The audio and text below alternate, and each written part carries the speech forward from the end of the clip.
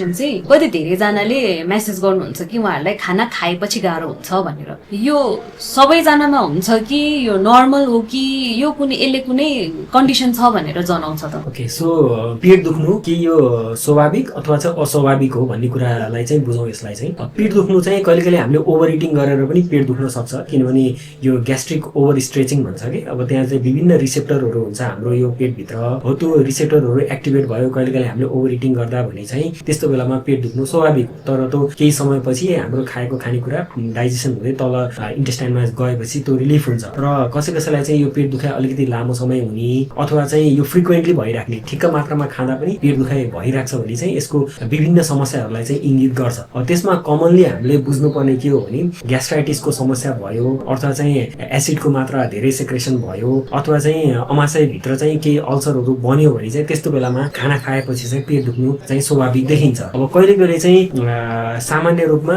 अब केही समस्या पनि छैन, अर्थात् अल्सरहरू पनि छैन, अर्थात् ठुलो आन्द्रा सानो आन्द्रामा अरू केही रोगहरू पनि छैन भने पनि कहिले कहिले यो दुखाइ चाहिँ लामो समयसम्म भइरहेको हुन्छ कि। मान्छेहरू आउनुहुन्छ, अनेकौँ चेक जाँच गर्छौँ हामी, तर केही रोग देखिन्न, तर पनि खाना खाएपछि मलाई पेट दुख्छ, यो किन हुन्छ त भनेर हामीलाई पटक पटक सोधिराख्नुहुन्छ है। त्यस्तोमा चाहिँ अब यो बाउल सिम्टम चाहिँ इरिटेबल बाउल सिन्ड्रोमहरू जस्तो समस्याहरू चाहिँ हुन सक्छ, जसमा चाहिँ हाम्रो यो 3-4 कुराले गर्दा हुने हुन्छ। एउटा चाहिँ हाम्रो नर्मल मोटिलिटी अर्थात् चाहिँ नर्मल जुन आन्द्राको चाल हुन्छ त्यो चाहिँ अलिकति गडबड भइदिने, कहिले अलिकति चाँडो भइदियो भने चाहिँ अलि डायरिया जस्तो हुने, अलिकति कम भइदियो भने चाहिँ कन्स्टिपेसन अर्थात् चाहिँ कब्जियत जस्तो समस्या भइदिने। अर्को भनेको चाहिँ भिसरल हाइपर सेन्सिटिभिटी भन्छ, भनेको चाहिँ कसैको आन्द्रा चाहिँ हामीले खाएको खानेकुरासँग चाहिँ अलिक बढी सेन्सिटिभ भइदिन्छ कि। भनेको एउटै खानेकुरा खाँदा पनि मेरो इन्टेस्टाइनले चाहिँ डिफ्रेन्ट तरिकाले रियाक्ट गर्न सक्छ, तपाईँको इन्टेस्टाइनले चाहिँ अलिक डिफ्रेन्ट तरिकाले चाहिँ रियाक्ट गर्न सक्छ। सो कुनै मान्छेमा अलिक बढी भिसरल हाइपर सेन्सिटिभिटी अथवा संवेदनशील आन्द्रा छ भने त्यस्तो बेलामा चाहिँ अलिक बढी पेट दुखेको र फ्रिक्वेन्टली पेट दुखेको अनुभव चाहिँ हुन सक्ने सम्भावनाहरू हुन्छ। र ती बाहेक चाहिँ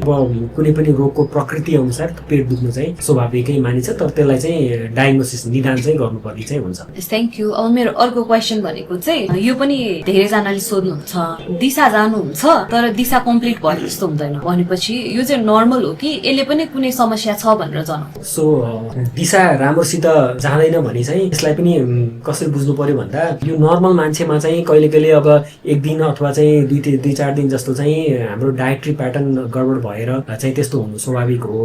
त्यो चाहिँ पछि हामीले डायट्री चेन्जहरू गर्यो भने चाहिँ आफै सुधार भएर आउँछ, यी अल्पकालीन समस्या भए। तर कसैलाई चाहिँ यो दीर्घकालीन समस्याको रूपमा आइपर्ने हुन्छ। भनेको मेरो दिशा नै अलिक खुलेर जाँदैन, म पटक पटक दिशा गर्न जानुपर्छ तर मेरो दिशा पातलो चाहिँ हुँदैन, तर खुलेर जाँदैन, थोरै हुन्छ दिशा भनेर आउनुहुन्छ। भनेको मलाई रोग छैन तर पनि मलाई यो समस्या किन भइरहेछ त भनेर चाहिँ प्रश्न गर्नुहुन्छ कि। अब यो यसलाई चाहिँ म तपाईँलाई यो आइडिएसको परिप्रेक्ष्यमा बुझाउँछु। यसलाई चाहिँ के हुन्छ भन्दाखेरि चाहिँ हाम्रो यो आन्द्राको चाल जुन मोटिलिटी अघि पनि मैले कुरा गरेँ त्यो राम्रोसित चाहिँ यदि भइदिएन भने ढिलो कसैमा धेरै ढिलो भइदियो भने कब्जियत जस्तो भएर चाहिँ दिशा खुलेर नजाने, कसैलाई चाहिँ अलिकति चाँडो मोटिलिटी अर्थात् चाहिँ आन्द्राको चाल बढ्यो भने चाहिँ डायरिया भए जस्तो चाहिँ आउने हुन्छ। यो दुईटा डिफ्रेन्ट स्पेक्ट्रम अफ मान्छे हुनुहुन्छ यस्तोमा चाहिँ। सो दिशा नखुल्नु भनेको आन्द्राको चाल राम्रोसित नभइदिएर हुन्छ।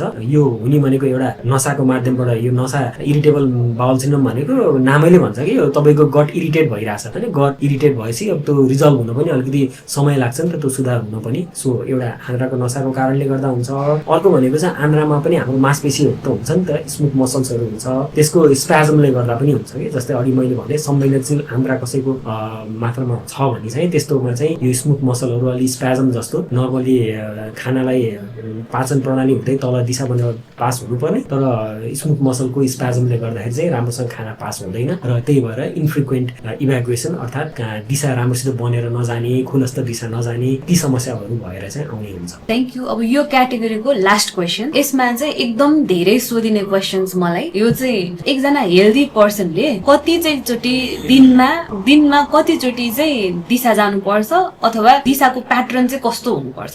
सो नर्मल्ली दिशा कति पटकसम्म जानु ठिक हो भन्नलाई चाहिँ हाम्रो यो पनि डायट्री हेबिटसँग रिलेटेड हो। तर वर्ल्ड एक्सेप्टेड क्राइटेरिया अथवा वर्ल्ड एक्सेप्टेड मान्यता के छ भन्दाखेरि चाहिँ नर्मल्ली 3 दिनमा एकचोटिसम्म दिशा जानु अथवा 1 दिनमा 3 चोटिसम्म दिशा जानुलाई चाहिँ हामी नर्मल्ली मानिन्छ। तर यो पनि तपाईँको खानेकुरासँग सम्बन्धित कुरा हुन्छ। ल, अब हाम्रो कमन सिम्टम्स वाला क्याटेगोरी सकेर हामी नेक्स्ट क्याटेगोरीमा जम्प गर्दैछौँ। यो भनेको चाहिँ हाम्रो कमन गट डिसअर्डर्स।